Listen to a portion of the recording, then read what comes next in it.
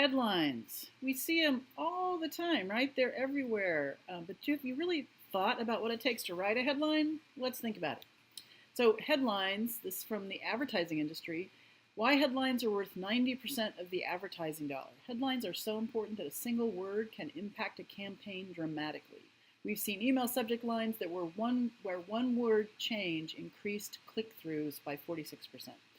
So in the advertising world, we're usually talking about dollars, right? But really, across our mass comm professions, we're talking about getting people's attention, giving meaningful information that they will want to consume, right? So that translates to all of us. Catching the reader's attention, the viewer's attention can be difficult, but it's important to do it ethically, right? And to not annoy people, because it's about getting information out, right? It's not about just click-throughs and clickbait, as we talked about a little bit in a previous discussion, but it's about informing the reader. So accurately relaying content really does set the tone of the content, or the tone of the story for what the audience is going to consume, hopefully soon, after they click on the headline.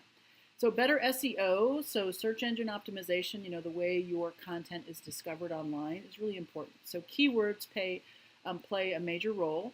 And those are, sort of the main points, right? Like, what are you going to look for if you're looking for something about the Dallas Cowboys, right? You're probably going to look for Cowboys or something like that.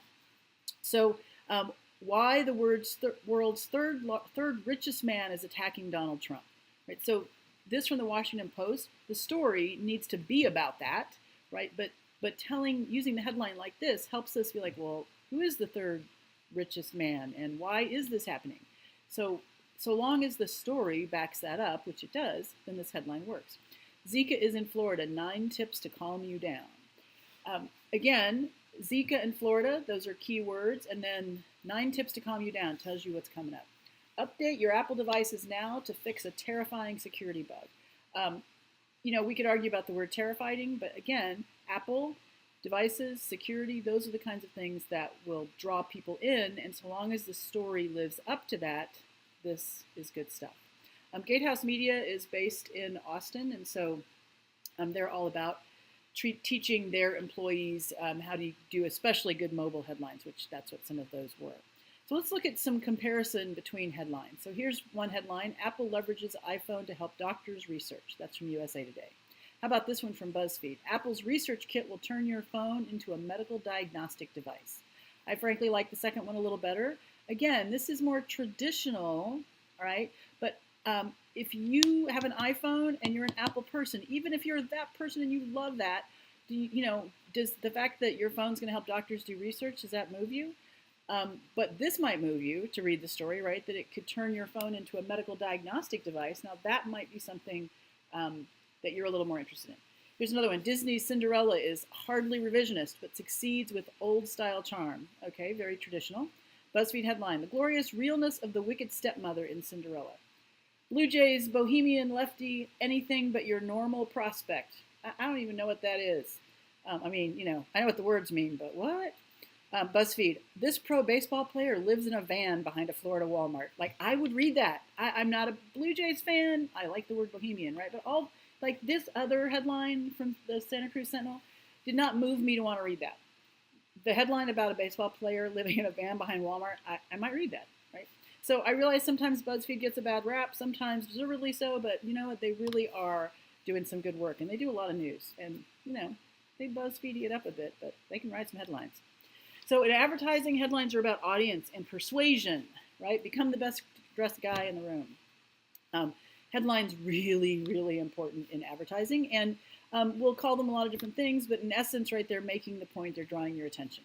In press releases, headlines are more, sort of more traditional, much like you would read in the media, but the rules apply across the board, right? So let's look at this one. Simba provides update. That's compelling, right? So very short, way too short. What does it even say? So if you want to get people's attention, either the media's attention because you want them to cover your issue, or just the public's attention because you're going direct to them, that headline is not doing a lot for me. So then let's look at this one. NewBodybuilding.com study finds people who successfully complete fitness programs say they live happier lives, have more sex, and better relationships. Well, there's some interesting information in there. The challenge is it's too long. right? So a headline shouldn't basically be the lead, right, or the whole story. And this is the challenge we face, is that when we're talking about SEO and being discoverable on Google, one of the things Google does is it picks the first 65 to 80 characters, right? So that means that on Google, that's what this looks like this. New bodybuilding.com study finds people who successfully, So, just saying, you get sex and better relationships in there earlier, might have been gotten more attention. It's okay to be punny. Headline writers have this long tradition of being punny, right? Like using puns. And it can be delightful to behold. It can also be exceedingly annoying if it is excessive. But here's a few good ones, right? Marijuana issue sent to a joint committee. The HuffPost did this. Hey, oh, hell no, right? So I like when you say that, you just have to say it that way. Oh, hell no. So about a hailstorm. And then soda ban goes flat. Again, kind of creative. So you can go too far, though. Oh, this is not too far, actually. Steal yourself for the new Superman. I thought that was good. You can go too far, and you really need to be careful because, we can get jaded when we're doing our job and we're having such a good time and we can forget that, these are real people out there. We're writing about things that are important. So big rig carrying fruit crashes in 210 freeway, creates a jam. Yeah, so that's creative, but, this doesn't look like something you want to have fun with, right? I don't think so. Here's another one. Scrape me up before you go slow. This is George Michael's star crash dilemma. But still, scrape me up before you go slow. It's a play on the song. I get that. But, it's a crash. There's stuff. I mean, is that like I don't know. Is that a sheet over a body? Yeah, I don't know. Don't do that. Okay, so what makes a good headline? We can debate this part, right, about don't capitalize every letter. Like, don't do that. You're screaming at me. We don't do that in headlines so much. I prefer down style for headlines, that you don't capitalize every word. However, online, we're seeing more and more up style. That's where you capitalize the first letter of every word. So, I'm starting to get attached to that too. So, it varies from organization to organization. Wherever you go to work or intern or whatever, they will have a rule, and you'll follow that rule. But mostly, we're not yelling at people. It varies definitely by platform. Headlines, 5 to 7 words long, pretty common. Just remember Google and its first 65 to 80 characters. And you know how Google is, they change that stuff all the time.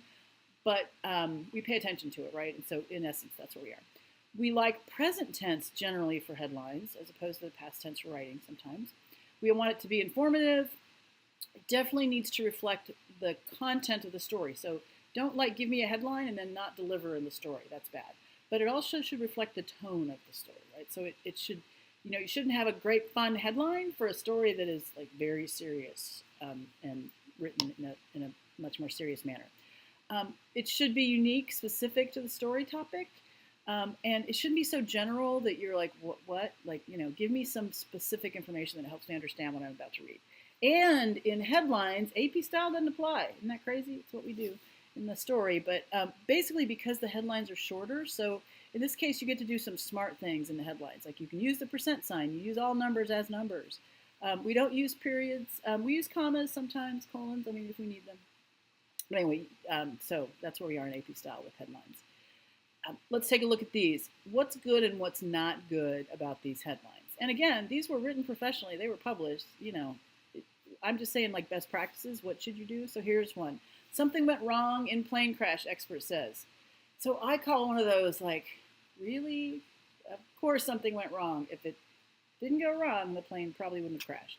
So it's redundant. It just states the obvious. It's not going to get people's attention. On the other hand, it's kind of ironic. So for some people, they would write that and think I'm being creative because it's kind of ironic. It is nice and short. That's a plus. How about this one? Super Bowl security, from protest to prostitution, authorities are ready. It's a little long, but it does tell you a story, right? It's talking about security at the Super Bowl, so we got some good keywords.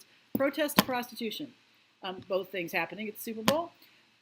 So it's talking about here's what the story is going to be about, this whole range of things that security people have to worry about. So it's a little long.